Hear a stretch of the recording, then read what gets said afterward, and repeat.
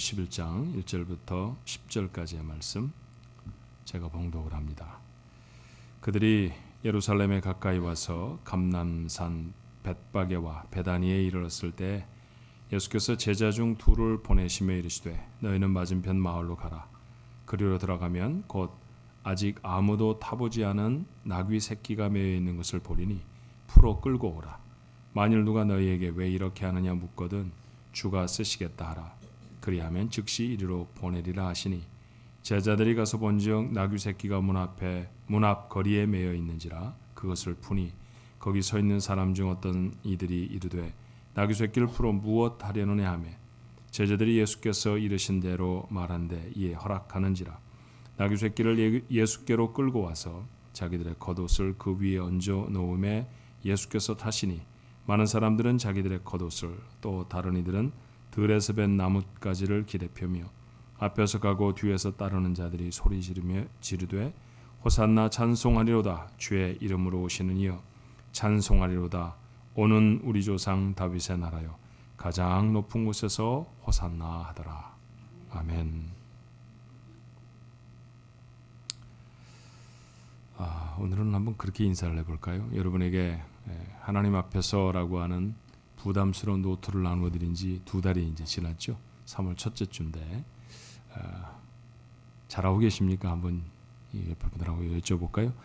잘하고 계시죠? 그렇게 한번 여쭤보십시다. 잘하고 계시죠?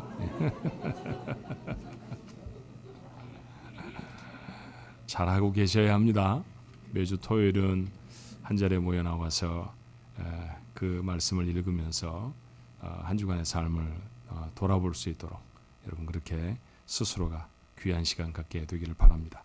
오늘 첫 주네요. 혹시 파워포인트가 준비가 돼 있나요? 저희들 사명선언 우리 함께 나눕니다. 안 돼 있어요? 그러면 주보를 한번 열어서 주보 안에 있는 사명선언을 보십시다. 헌금통계 바로 밑에 사명선언이 있죠. 자, 같이 한번 읽습니다. 상황중앙장로교회는 하나님의 영광을 위하여 하나님께 예배를 드리며 사랑으로 교제하며 예수님의 제자가 되어 삶으로 복음을 전파하는 하나님의 백성입니다. 아멘. 이런 교회로 이루어 주실 것을 믿습니다. 행복한 교회 생활이 되어지기를 주님의 이름으로 축원합니다. 어렸을 적에 강요를 받았던 독서의 목록 중에 하나가 뭐냐면 위인 전기 전집 그런 거였었어요. 요즘도 그런 게 있나요? 예. 좀 유명한 사람들, 위대한 사람들의 비블리오그래피를 쭉 써서 그런 것들을 읽게 하는 그런 책들이 요즘도 유행하는지 모르겠는데 저 어렸을 땐 굉장히 유행했어요. 아주 전집으로 사다 놓고 읽도록 그렇게 하던 그런 책들이었죠. 그 책을 읽으면서 어떤 때는 드골도 되어보고요. 어떤 때는 슈바이처도 그리고 처칠도 되어보았습니다. 제게는 사실 신나는 경험이었어요. 그 책 대부분이 그들이 무엇을 어떻게 했는지에 대해서 기록하고 있습니다. 그들이 어떻게 죽었는지 이런 것은 아주 짤막하게 그리고 보통은 마지막 부분에 잠깐 다루어지는 것이 보통 그 위인들의 죽음이죠. 철이 들어서 예수님의 이야기를 복음서를 통해서 읽게 되었습니다. 그런데 앞선 위인 전기 전집과는 다른 하나가 있다는 것을 알게 됐어요. 예수님이 여러분 아시는 것처럼 세상에서 33해를 사셨죠. 그런데 그 33년의 생애 중에서 예수님은 마지막 한 주간에 집중하고 있다는 것을 발견하게 되었습니다. 그리고 그들의 기록의 가장 중심은 그 절정은 죽으심이었죠. 사실 교회가 가장 열심히 그리고 가장 기쁘게 지키는 절기는 성탄절입니다. 근데 여러분 아세요? 예수님에 대해서 말하고 있는 복음서 4권 중에 단 2권만이 성탄절을 기록하고 있을 뿐입니다. 부활에 관한 기록은 복음서 모두가 다 기록하고 있지만 분량은 그렇게 많지 않은 편이에요. 하지만 주님의 마지막 한 주간은 네 복음서가 모두 다 기록할 뿐만 아니라 그 분량에 있어서도 전체 3분의 1가량이 됩니다. 세상의 어떤 위인 전기 전집도 한 인물의 죽음에 관해 이렇게 많은 분량을 할애하는 글은 없습니다. 무엇을 말하는 것일까요? 주님의 생애는 그 마지막 한 주간에 집약돼 있고 그 한 주간이 가장 중요하다라고 하는 말씀이 아닐까요? 3월 마지막 주가 고난주간입니다. 그 주까지 우리는 몇 주에 걸쳐서 주님의 마지막 한 주간의 사건들을 마가의 기록을 따라가면서 조금 생각해 보려고 해요. 주님은 사람으로 세상에 사셨던 삶의 마지막 한 주간을 예루살렘 성으로 들어가심으로 시작하십니다. 근데 여기에 중요한 장면 두 개가 등장해요. 하나는 순종이라는 장면이고요. 또 하나는 열광이라는 장면입니다.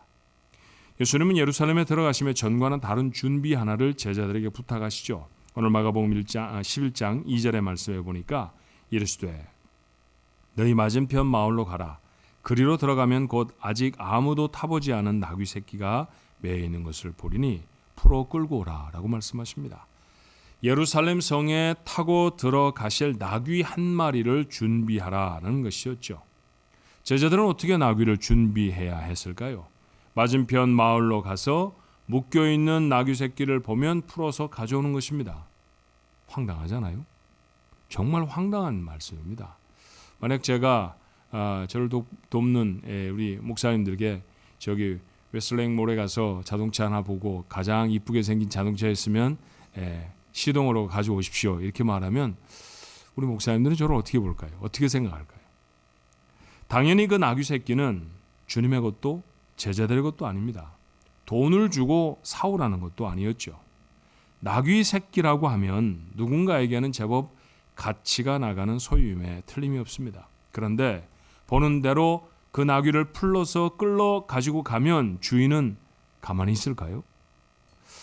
주님도 제자들의 이런 의문을 아셨을 것입니다.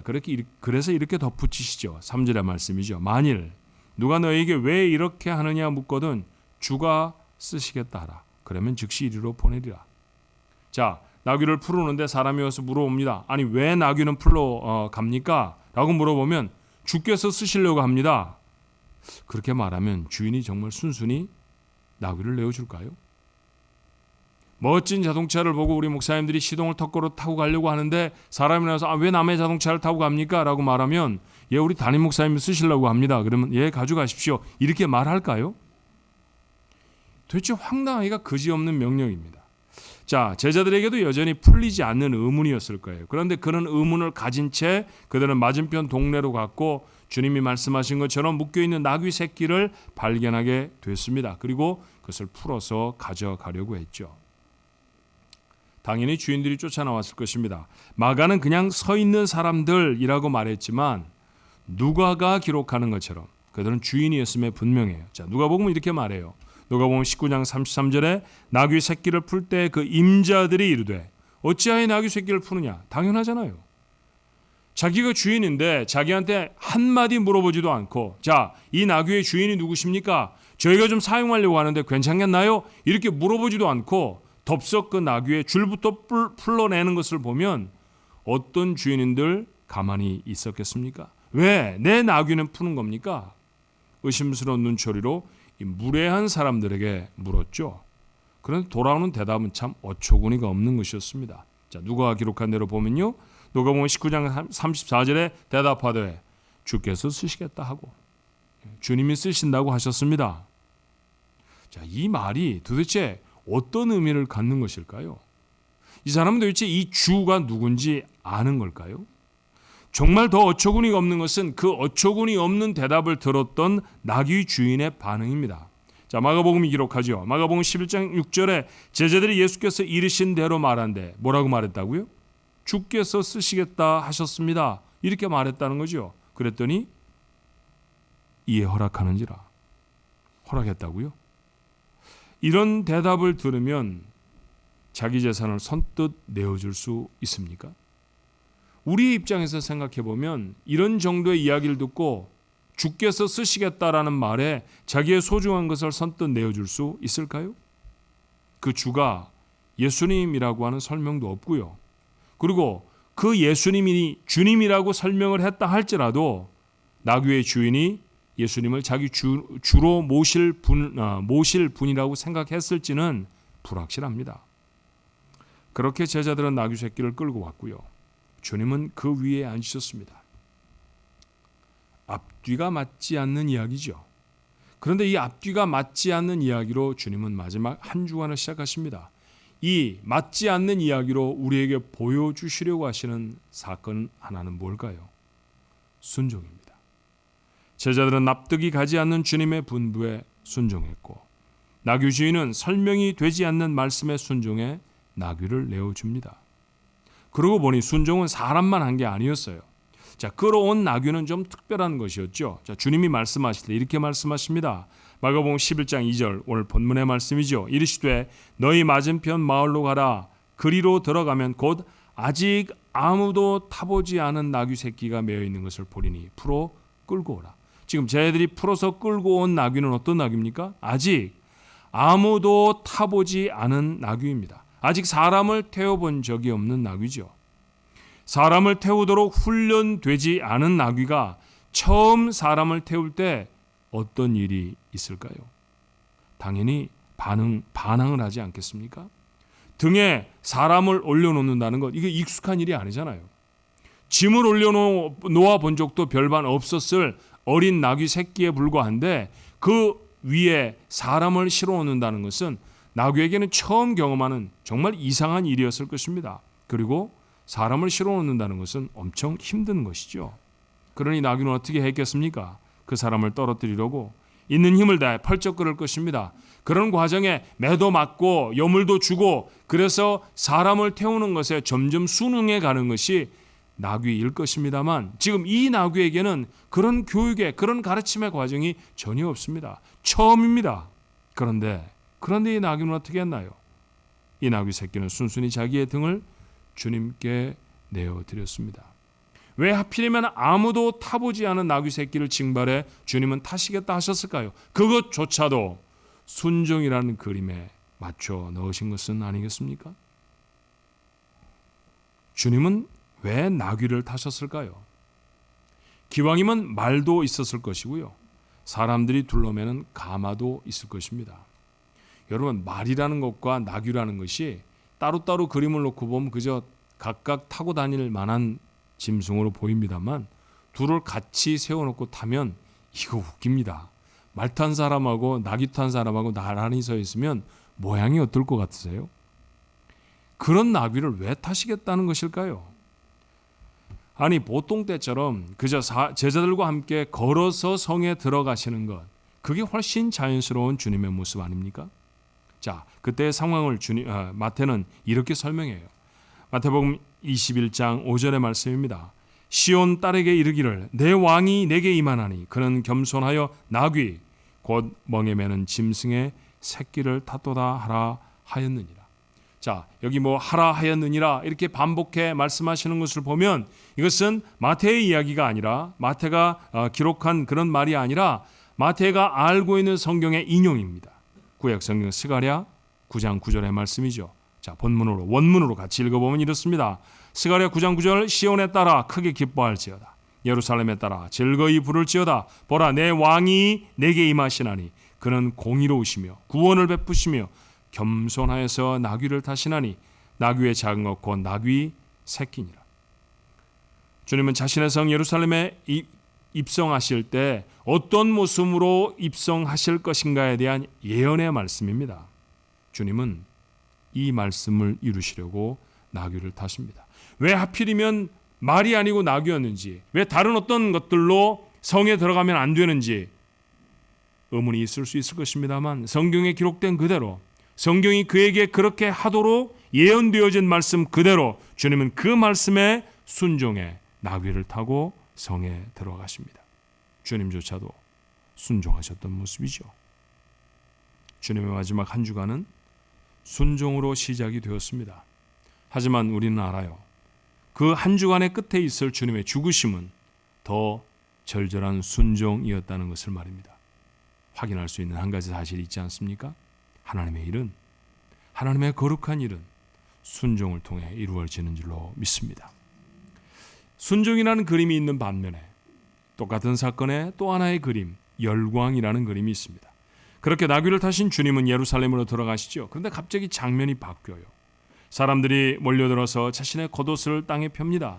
다른 사람들은 종려 나무 가지를 잘라 그 나귀가 가는 길에 깔았습니다. 요즘 말로 말하면 한 나라의 귀한 손님이 공항에 도착하면 깔아내는 붉은 카펫 같은 겁니다. 환영한다는 뜻이죠. 귀한 분이 오셨다는 선포입니다. 그리고 그에 나아가 그들은 이렇게 노래합니다. 요한의 본문을 읽어볼까요? 요한복음 12장 13절의 말씀에 종려나무 가지를 가지고 맞으러 나가 외치되 호산나 찬송하리로다. 주의 이름으로 오시느니 곧 이스라엘의 왕이시여 하더라. 호산나라는 말을 우리말로 번역하면 구원이라는 뜻입니다. 구원자로 오셨다는 것이죠. 이어지는 말은 위험스러운 말입니다. 이스라엘의 왕이시여. 지금 이스라엘을 다스리고 있는 것은 로마죠. 로마는 총독을 보내서 그 나라를 다스립니다. 허울 좋은 왕 헤롯이라고 세워놓았습니다만 로마의 말을 듣지 않으면 언제라도 교체가 가능한 세워진 왕일 뿐입니다. 그런데 그 땅에 이스라엘의 왕이 오셨다고 선포한다는 것은 어쩌면 반정이 시작됐다는 얘기일 수 있지 않습니까? 위험스러운 얘기죠. 그렇지만 사람들은 그렇게 환호합니다. 이유가 무엇이었을까요? 사람들은 주님을 그들을 구원하실 분으로 이스라엘의 왕으로 맞이합니다. 하필이면 그때는 유월절이었기 때문입니다. 유월절이라는 게 언제 지키는 절기입니까? 이스라엘 백성이 애굽에서 400여 년 동안 종되어졌다가 그 땅을 탈출합니다. 종에서부터 노임을 받는 것이죠. 나라를 이루게 되는 것입니다. 그 마지막 사건을 장자가 다 죽는 참담한 재앙 속에서 자기들의 사랑하는 사람들이 살아났다는 사실을 기념하며 지켰던 절기가 유월절이에요. 그러니 출애굽의 사건, 해방의 사건, 구원의 사건을 상징하는 귀중한 절기였습니다.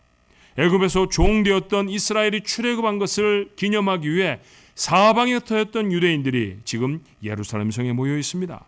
하나님이 불쌍한 자기 백성에게 은혜를 베푸셨던 사건을 기념하는 때라는 것이죠. 나라를 잃어버리고 가난과 폭정에 눌려있던 백성들에게 그 성으로 입성하시는 주님은 희망으로 보였을 것입니다. 그런데 한 가지 의문이 여전히 남잖아요. 예수님이 다니실 때 이런 환대를 받으셨던 적이 거의 없었습니다. 때때로 주님은 돌에 맞으실 뻔하기도 하지 않았습니까? 사람들은 그를 배척하고 싫어 미운 것을 보듯이 마치 이사야서에 기록된 것 같이 그렇게 예수님을 대했던 적도 참 많습니다. 그런데 왜 갑작스럽게 사람들은 이렇게 극진한 환대로 왕으로 메시아로 그분을 모셔드리고 있는 것일까요? 요한이 그 이유를 이렇게 밝혀요.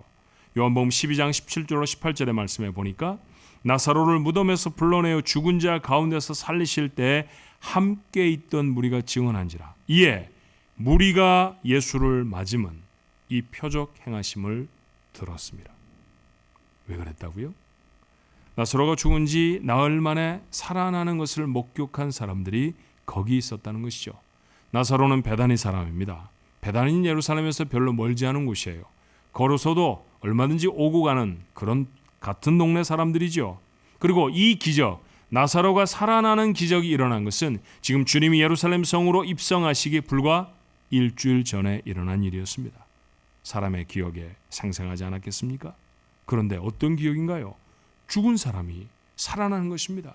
그저 지금 죽었는데 누가 기도했다, 아니면 누가 손을 만져주었다, 특별한 의학적인 조치를 취했다, 그래서 살아나는 것, 그것이 아니었습니다. 무덤에 집어넣었죠. 주변의 사람들이 벌써 시체가 썩는 냄새를 맡을 만한 나흘이 지난 시기였습니다. 돌은 굴려졌고 나사로는 이름이 불려지자 배를 동인 채로 무덤에서 걸어 나왔습니다. 이 어마어마한 기적을 목격한 사람들이 그 자리에 있었다는 것이죠.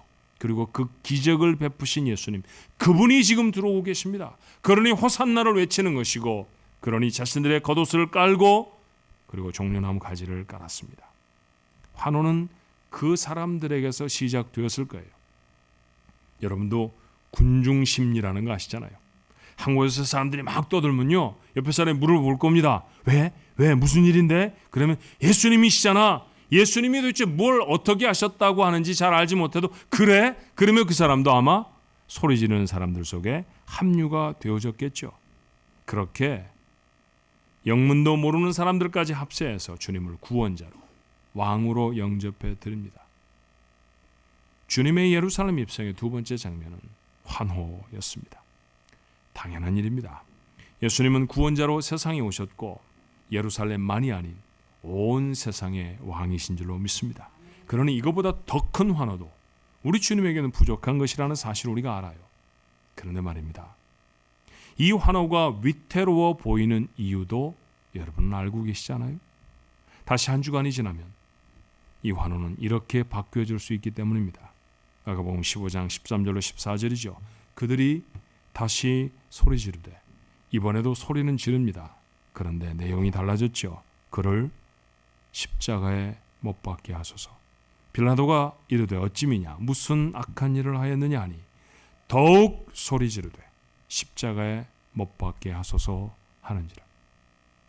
같은 사람들이었습니다. 예루살렘에 얼마나 많은 사람이 있다고 환호하는 사람 따로 비판하는 사람 따로이겠습니까? 예수님이 그 성에 들어오실 때 나뭇가지를 흔들고 옷자락을 펴던 사람들, 호산나 다윗의 왕이라고 환영하던 사람들, 같은 입으로 다른 소리를 내지요. 그렇게 호산나가 십자가에 못 박으소서로 바뀌는 데는 일주일밖에는 걸리지를 않았습니다. 주님의 마지막 시간에 곁에 서 있는 사람들이 있었죠. 순종하는 사람들이 있었고 열광하는 사람들이 있었습니다. 우리도 주님의 곁에 서서 살아가는 사람들 아닙니까? 오늘도 주님께 예배하기 위해 이 자리에 나온 사람들이고요. 한 주간을 살아가면서 주님을 묵상하며 사는 사람들 우리입니다. 그런데 그렇게 주님의 곁에 서 있는 여러분과 저는 순종하는 사람으로 삽니까? 열광하는 사람으로 살아가는 것일까요? 순종은 참 어렵습니다. 상대적으로 열광은 좀 쉽죠. 일평생을 들여도 깊이 있는 순종 하나를 하기가 어려운 반면에 1시간 운동 경기에도 얼굴이 달아오르는 열광을 하기에는 너무도 쉽습니다. 그래서 우리는 순종보다는 열광에 익숙한 인생으로 삽니다. 열광을 하려고 하면 화려한 선수들의 묘기를 보아야 하는 것처럼 우리는 주님에게 화려한 개인기를 주문하지요. 병을 고쳐주십시오. 나를 부자로 만들어 주셔야 합니다. 내가 최고가 되게 해주세요. 주님이 나를 위해 베푸시는 기적을 간절히 목마르게 기다립니다. 그렇게 주님이 나를 위해 베푸시는 어떤 일들을 보면 그 일들이 내 것이 되어지면 기쁘죠. 주님께 영광을 돌립니다. 찬송의 소리가 높아집니다. 열광하는 삶이 되어지죠. 그러나 얼마나 빨리 또 다른 기적에 배고파지는지 몰라요. 한 번도 자신의 사사로운 문제를 주님 앞에 구해보지 않은 사람이 이 자리에 계십니까? 다시 묻습니다. 한 번도 여러분의 사사로운 부탁들이 주님에 의해서 응답된 경험을 안 갖고 계신 분이 계시나요? 없습니다. 이거 해주세요. 시간은 좀 더디 걸렸을지 몰라도 주님은 그렇게 해주셨습니다. 그래서 어때요? 그래서 지금쯤은 아무것도 주님께 바라는 게 없습니까? 그저 주님은 찬송만 받으시면 되고요. 앞으로 아무것도 안 해주셔도 괜찮습니다가 되나요? 아니잖아요. 요즘 우리의 속에 주님이 해주셨으면 하시는 일들이 너무너무 많습니다. 주님은 날 위해 이것도 해주셔야 하고요. 저것도 해주셔야 합니다. 너무 많은 기도의 제목들, 너무 많은 요청의 목록들 우리가 주님 앞에 가지고 있죠. 그렇게 우리는 목마르게 주님 이렇게 해주세요. 저렇게 해주세요. 입에 달고 삽니다. 그런데 자기가 바라는 대로 잘 되질 않으면, 기적을 경험하는 일이 그의 삶에 뜸악해지면 찬송의 소리도 기도의 소리도 낮아집니다. 이제는 내가 앞에 서서 눈물 흘리며 찬양을 하는 것이 아니라 다른 사람이 눈물 흘리며 찬양하는 것을 구경합니다. 사명을 가졌다고요? 예배해야 한다고요? 부담스러운 얘기입니다. 사명 맞죠? 근데 왠지 부담스러워요. 정말 주께서 내게 무엇인가 해주셔서 내 가슴이 뜨겁고 벅차고 내가 정말 잘 되어서 하나님 나에게 복을 베푸시는구나 라고 깨달았을 때, 그때 내가 주여 부르시옵소서 무엇인지 하겠습니다 와는 너무 많이 달라져 있습니다. 매일이라도 예배할 수 있을 것 같지 않았습니까? 근데 요즘은 왜 이렇게 일주일은 빨리 돌아오는 걸까요? 월요일 다음이 바로 주일인 것 같지 않아요? 또 주일이야? 벌써 주일이야? 오늘은 좀 쉴까? 오늘은 좀 주저앉아 있을까? 그래 보신 적이 없습니까? 열광하는 사람들, 그 열광에 매여 있는 연약한 믿음은 늘 귀결이 이렇답니다. 순종을 하려고 하면 이유부터 찾죠. 하지만 제자들은 왜 자신들이 그 말도 안 되는 심부름을 해야 하는지 묻지 않았습니다. 도대체 어떤 주가 왜 내 나귀를 쓰자고 하는 것인지도 모른 채 주인은 나귀를 내주었죠. 온 우주의 주인이신 주님은 아버지의 뜻을 따라 구원할 인간을 위해 자기 생명을 내어놓습니다. 이것이 쉬운 일이 아니었다는 사실은 십자가를 지시기 불과 몇 시간 전에도 주님은 피할 수 있으면 피하게 해주옵소서 기도하셨던 분이셨습니다. 피하고 싶으셨습니다. 그런데 아버지의 뜻이라 순종하죠. 그래야 우리를 구원하실 수 있었기 때문에 자기 생명을 내어놓습니다. 주님의 순종이 아니면 이 자리에서 예배드릴 수 있는 사람은 아무도 없습니다. 주님의 그 순종이 아니면 하나님의 자녀가 되어질 수 있는 사람은 우리 중에 아무도 없죠. 그렇게 순종에는 사실 이유가 없어요. 이유가 명백한 순종이라고 하면 우리는 그걸 순종이라고 부르기보다는 복종이라고 불러야 맞을 것입니다. 그런데 성경은 우리에게 순종해라 그렇게 말씀하시지 복종해라 그렇게는 거의 말씀 안 하시잖아요. 오늘도 우리 인생에 이루어지는 하나님의 가장 큰 사건들은 이렇게 이해를 못해도 드려진 순종이 이루어내는 줄로 믿습니다. 그러니 여러분, 순종으로 살아야 합니다. 그래야 하나님의 일을 이룹니다.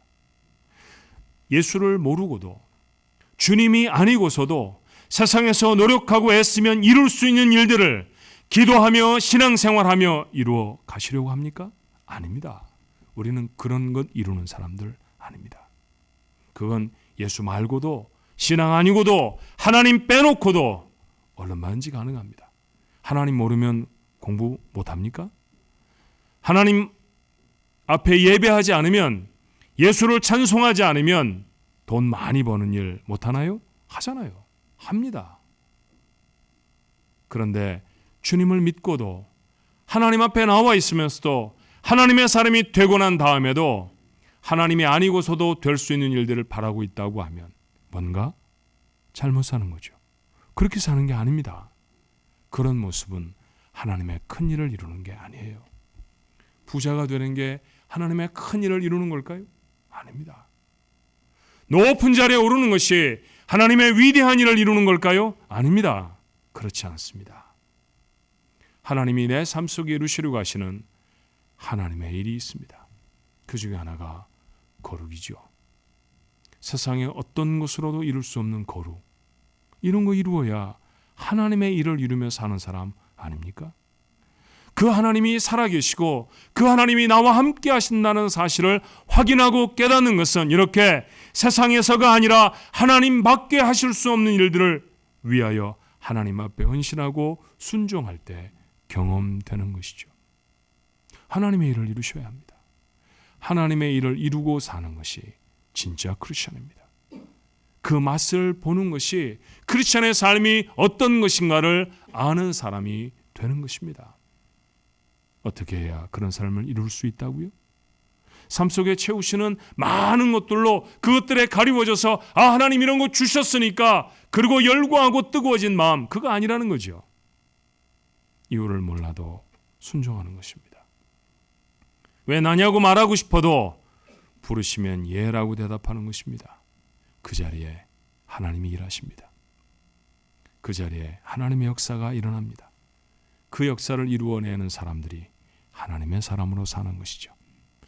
우리의 모습이 그런 삶을 경험하는 하나님의 사람들이었으면 좋겠습니다. 사랑하는 주안가족 여러분, 순종으로 사십시다. 하나님이 하나님의 일을 우리의 속에 이루어내실 줄로 믿습니다. 기도하십시다. 거룩한 주일에 하나님 앞에 나오면서도 우리의 마음은 주를 향한 소원으로 가득합니다. 그런데 한번 소원을 점검해 보면 정말 이게 내가 구해야 할 소원인지 의심스럽기도 합니다. 하나님 안에서도 얼마든지 가능한 것들을 하나님 팔아가며 얻겠다고 하는 부족하고 미련한 자의 모습 고만하고 싶습니다. 하나님밖에는 이루실 수 없는 하나님의 일, 그것은 다른 것이 아니라 순종으로 이룬다는 사실을 주님은 자신의 마지막 삶의 첫 번째 모습을 통해 우리에게 보이십니다. 제자들이 주님께 순종했고 나귀는 주님 앞에 순종하며 그리고 주님은 하나님께 순종했습니다. 그렇게 십자가의 길이 시작이 됩니다. 그 십자가가 우리를 구원해 이 자리에 오게 했습니다. 하나님의 놀라운 기적은 오늘 우리의 삶에도 여전히 이루어지지 않겠습니까? 하나님의 크고 놀라운 일이 이루어지기 위해 우리에게 필요한 것은 순종인 줄로 압니다. 부르심에 순종하게 하옵소서. 하나님의 말씀에 순종하게 하옵소서. 성령의 감동에 순종하는 저희들이 되게 해 주옵소서. 그 자리에 하나님은 일하실 것입니다. 하나님의 그렇게 이루시는 일들을 경험하며 사는 정말 참된 크리스천의 삶을 맛보며 사는 우리 가족들 모두가 되게 하옵소서. 예수님 이름으로 기도하옵나이다. 아멘.